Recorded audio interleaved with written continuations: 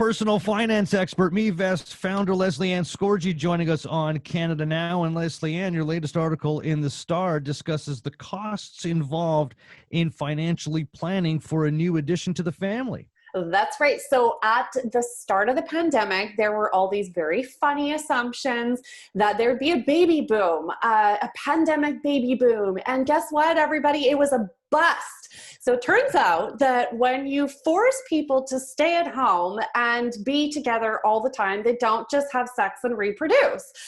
So what we are finding, though, is that going into 2021, a lot of families have marked this year to get their family plans back on track. So this is great, but it's also loaded with a lot of costs because parents do spend more money, even in the conception phase, than non-parents. Yeah, that's it. Like everybody would think, yeah, when the baby comes, we need this, we need this, we need this. But no, the whole process of getting pregnant, that can be costly for some people, especially for those that might have a difficulty in getting pregnant. That's right. So if you're looking at having to do fertility treatments, they have the lower end of the spectrum for costs, which are IUIs, and they start at about $1,000. And then on the higher end of the spectrum, we have IVF treatments, and those can run up to $15,000. These costs that I'm sharing with you, these are per cycle. So as you can imagine, it's a huge and massive investment for couples that are pursuing fertility. And let's just look at the stats here. 1 in 6 couples actually has to go down this path. So what they're looking at doing is, dipping into savings. Some are even using lines of credit. But my advice here is pause and first check to see what your employer benefits cover. And also, we actually have 4 provinces that they do have some coverage, but it's not comprehensive, and it's certainly not across Canada. So your fertility clinic should be able to tell you, do you have any provincial coverage or territorial coverage?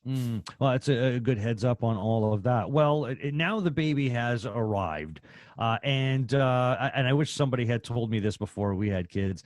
Half the stuff that you buy for babies, you really don't need. So, oh my gosh, you may be overbuying as the baby is approaching. So okay, if you looked in my shed in my backyard, you would see that there's at least 50% of what was given to us or what we bought for baby Hank, is not being used or barely got used. So I actually did not pull that from the sky. There's a stat out there that says all these mommy blogs and all of these lists that people email you right before baby's born, the must-have list, 50% of it you can actually just cross off and save yourself a few $1,000s.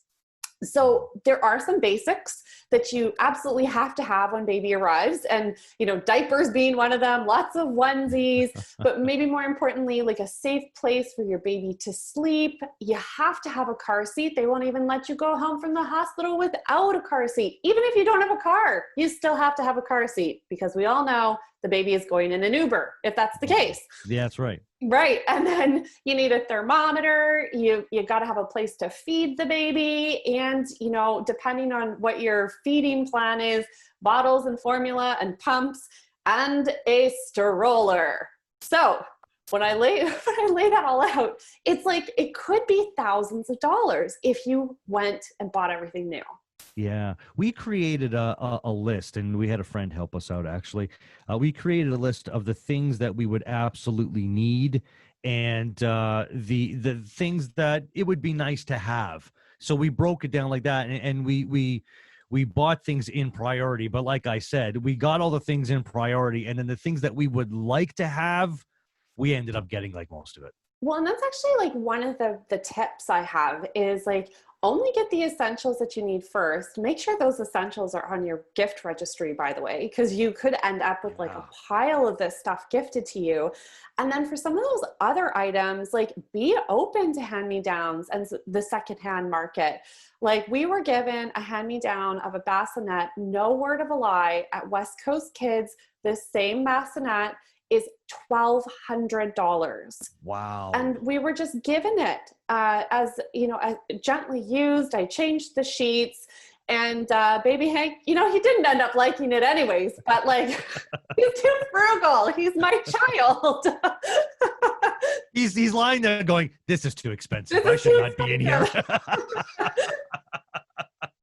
I love this kid already. And, like day-to-day costs, like we talk about all the purchases that you would have to make in advance, but those day-to-day costs, they're going to go up possibly on a reduced income given the days we're living through right now. That's right. So you've got reduced income from COVID, but you have reduced income from parental leave.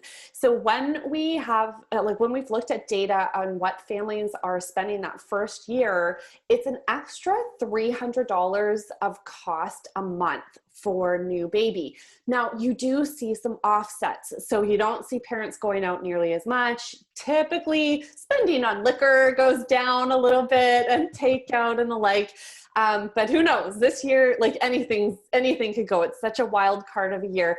But what you want to just be aware of is that these costs, they tend to be like quite high after the first year, because you're introducing daycare or some kind of childcare solution. And that's when you see most parents head back to the workforce, and my goodness, are they ever hungry for a raise or promotion? So you do see a lot of like career change happen when parents go back to work, because they're like, I legitimately need to make more money in order to fund this family. Well, and to fund education as well, because one has to bank money away for your kids' future education. That's right. So you look now at the longer term costs, and we know the biggest liability is post-secondary school. So a toddler today, like my little guy today, when he's ready to go to school, it will cost Tim and I like $100,000 to put him through school, which is wild.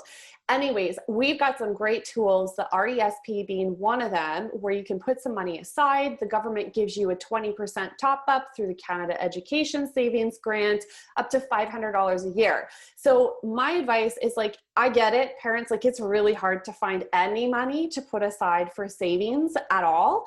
But if you're thinking of like, what could I ask for my family for birthdays or Christmas this year? Ask for RESP contributions, because my goodness, those are the kinds of things that will pay off for a lifetime. Sage advice as always. Check out mevest.ca, personal finance expert, Mevest founder, and baby Hank's mom, Lesley-Anne Scorgie. Lesley-Anne, always a pleasure. Let's talk again in a week. Thanks for this. Thanks, Jeff.